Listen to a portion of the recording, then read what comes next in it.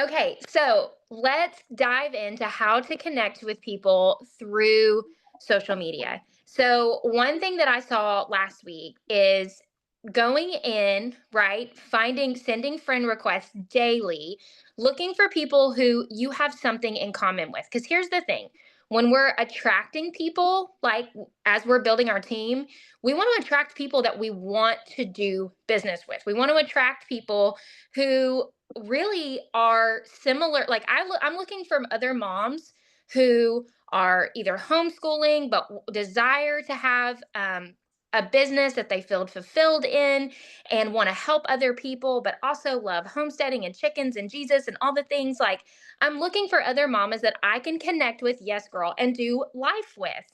And so what I did is I went on Instagram and I literally just plugged in like homeschool, homestead, faith. Like I plugged in these things and it literally popped up a slew of accounts that literally, you know, how on the top it has you plug in like a little something about yourself so people know who they're following. Well, so what I did is I plugged that in and I started friend requesting all of these people, all these mamas that I had things in common with.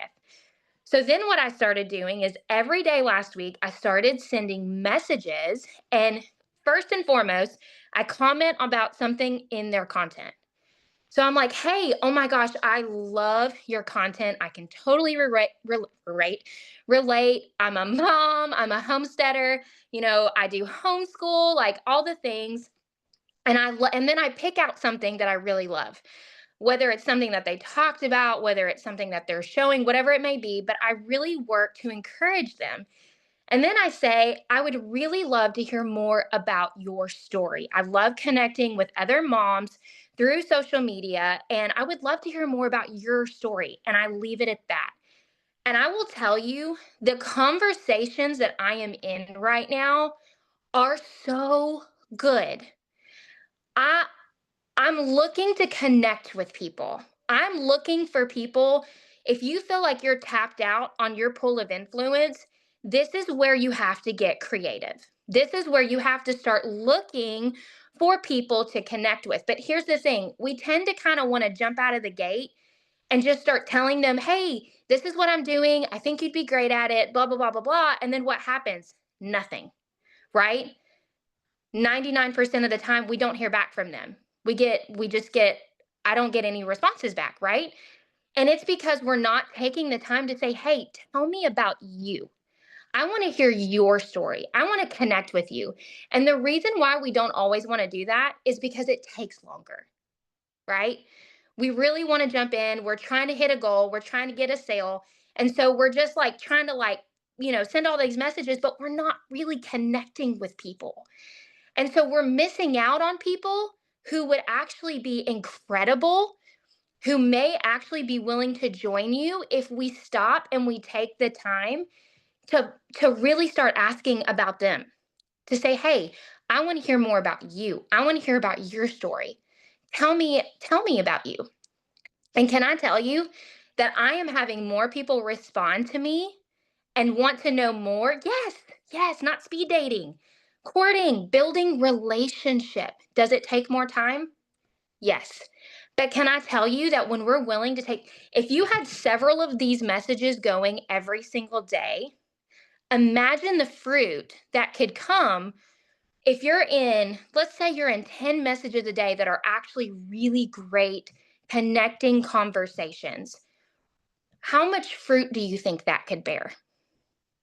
When we're really taking the time to build relationship, we I've heard I have heard Alex say this more time than I can count.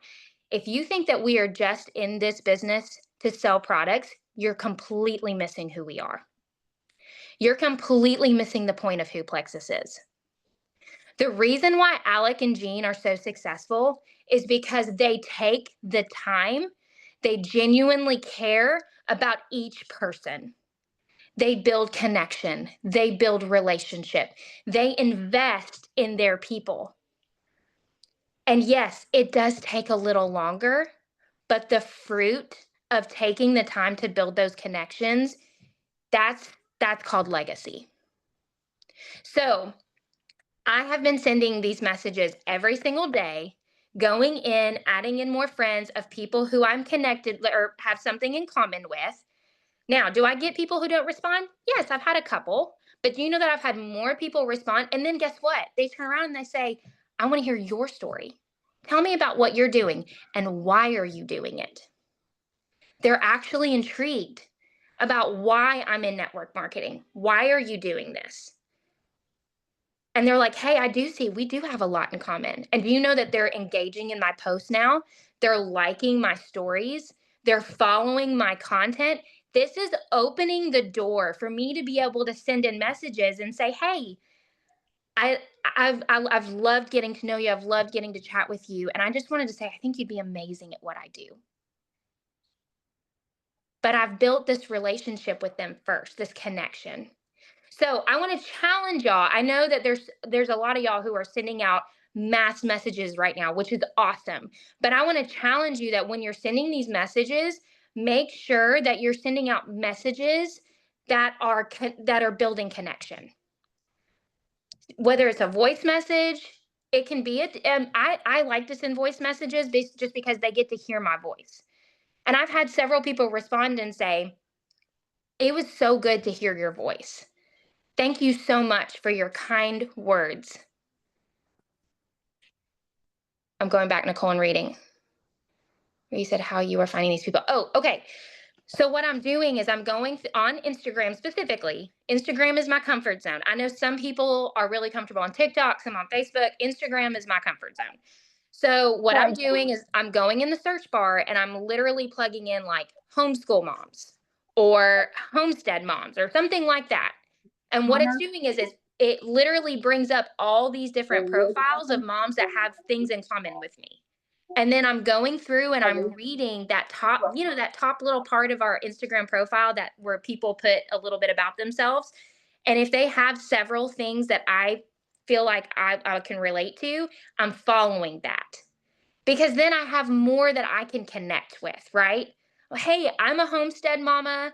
Like there's this one mom that I'm talking to right now who literally she lives in a barn dominium. She's a homestead mom. She loves Jesus. They homeschool, all the things. And I'm like, girl. And can I tell you that as I'm listening to them talk, these women are bosses.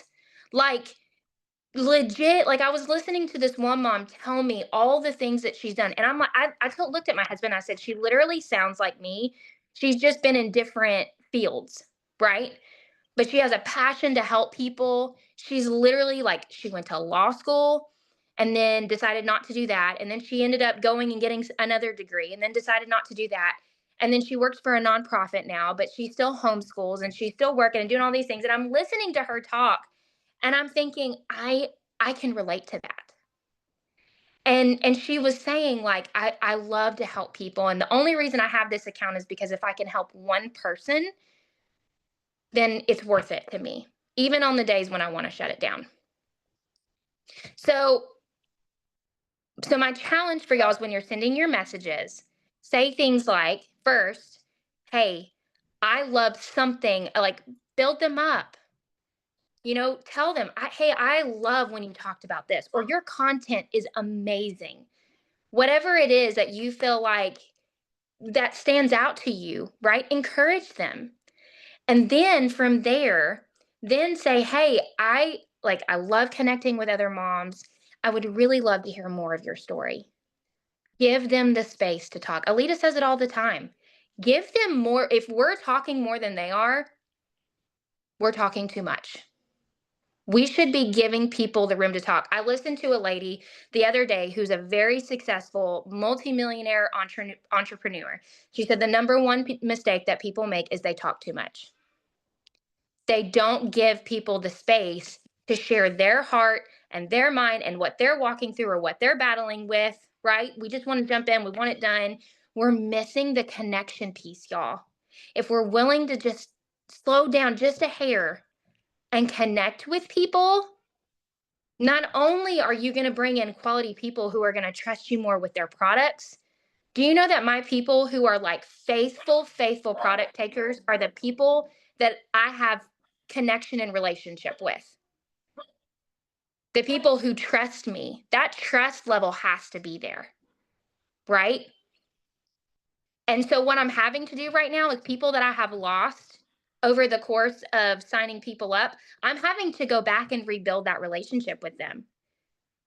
I only had 3 people sign up last month, but do you know that I had several reorder that hadn't ordered in months? And it was because I took the time to go back and say, "Hey, tell me, like, let's talk about that. Let's talk about your products. I want to hear what kind of experiences you had. How can I help you make it better?" And then I gave them the room to talk. And then I would give them advice and direction on, "Hey, let's try this because I feel like it would help you in this area." And I had several people reorder. It's just being willing to take the time to build that connection with people, build that relationship, and show them that you care. We're here to serve people, y'all. We're here to love them well. We're here to help them.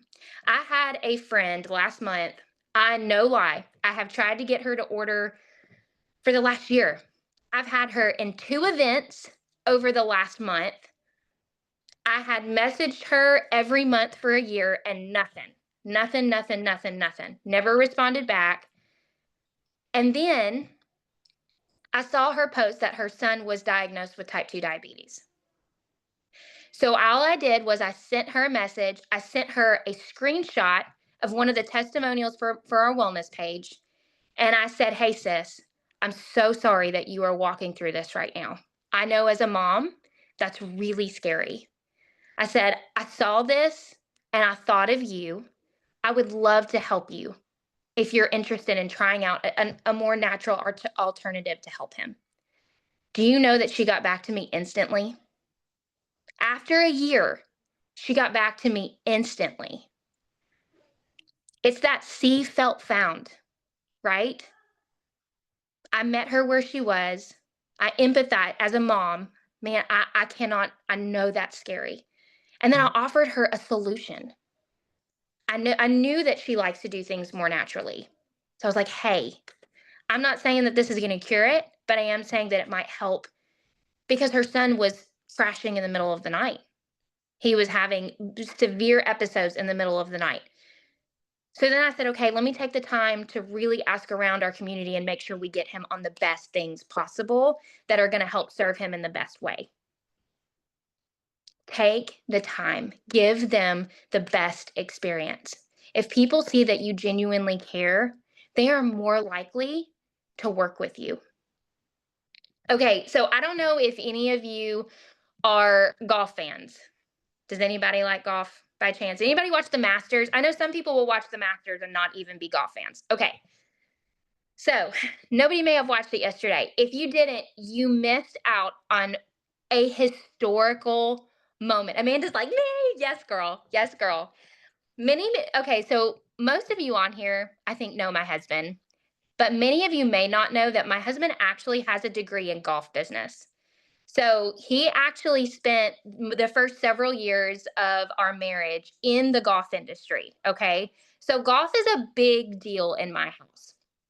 Now, the Masters yesterday was something really special. And the reason is because there is this golfer named Rory McIlroy. McIlroy, I always say it wrong. And he has been, sorry, y'all. My dog's going crazy. He has been literally going for the Masters title for 17 years. 17 years. And not only was he going for the Masters title, but he was also going for something called the Grand Slam, which means he has won every major except the Masters. There's only a handful of people over the last like 100 years who has done a Grand Slam. I think it's like five people, okay? So this was a really big deal for Rory. I cannot tell you the number of times that I have watched Rory come so close. I'm talking like last hole, final strokes, and he chokes. And then he loses it every single time. 17th attempt was this year. So he was leading the pack on Saturday. And I told my husband, I said, people don't realize how much of golf is mental. Okay. It is just like what we do. Golf is a very small percent skill and a very big percent mental. Very big. The Masters, there are so many men who played the Masters yesterday who are incredible golfers. And can I tell you, I watched over half of them completely choke out because this couldn't keep up. And these are guys who have won some major tournaments. So I thought if Rory can keep this together on Sunday, he'll take it. But if he can't, he'll choke. So we were, I mean, on the edge of our seat, y'all. Y'all, he got to the last hole. All he needed was one putt to win it all, and he missed a short putt. It like skirted around the hole. And I mean, we're like sweating, y'all. I'm like, I was like hyperventilating. It was a lot. Okay, my blood pressure was high. They went into the playoff, and the guy that he was going into the playoff with, his mental game is sharp. Like he is with it. And so I thought, okay, this is really going to show if Rory, his skill is there, but did he work on this for this year? And can I tell you, it was neck and neck. But I watched Rory this time, and there was something different about him than I've seen in years past. In years past, you can just see it, like the mental struggle. It's there. He has a hard time focusing. It was like he drowned everything out.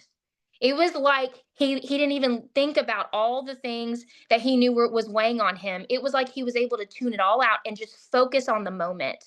And can I tell you, when he won and he made that final putt, every emotion that he had held for 17 years came out. I mean, he literally dropped the club and he hit the ground and he started crying and he was like, "Ah," like just freaking out, right? And I thought to myself, 17 years. And people were saying, I don't know that he's ever going to pull it off. I don't know that he's ever going to do it. He comes so close and he chokes every single time. He kept showing back up. And he said something that has stuck with me, and I want you to think about this. He said, "It made all the years that I came short worth it because who I have become in the process is worth it. I have learned so much. I have grown so much, not just as a person, not just as a golfer, but as a person." And he said, and it makes it so much sweeter. He said it was worth all the failing. It was worth it. He said, I never took no as an option. Every year that I failed, I tried to learn how to make it better, how to show back up the next year a better version of myself. So I want to encourage you, if you feel like you are facing that same mountain over and over and over and over, and you just feel like you can't get through the hurdle, just keep showing up because I promise you, one of these days you're going to have your breakthrough. When we're willing to fail forward and we're willing to show up, no matter the fear, no matter the circumstance, no matter what's going on, right? When we're willing to show up and learn in the process and continue to become the best version of ourselves, then when we do hit that goal, y'all, it's going to be so much sweeter because of who we became in the process. So I just wanted to encourage you, if you haven't seen, like, I would Google it. I would look it up on YouTube. I would watch the moment. And I want you to think about that. 17 years in the making. And he never gave up. And here's the other thing, the odds were against him because most pros either win it their first time in or their third time in. Once they get past that third time, most of them are never able to come back and take it. There's so many new people that come in, and you've got all these hot shots that come up in golf that usually end up sweeping it. So for him to come back 17 years later after coming so close so many times and take it, I tell my team every day, we show up with excellence, not perfection. Consistency every day. We do the things every day with excellence. I love you guys. I hope y'all have an amazing week. Let's do the things. Let's connect with people. Let's build relationship. Okay? Let's show them that we care. Let's be the heart of Plexus and who they are, and let's show them who we are. Okay? Y'all have an amazing week. Talk to y'all later. Bye.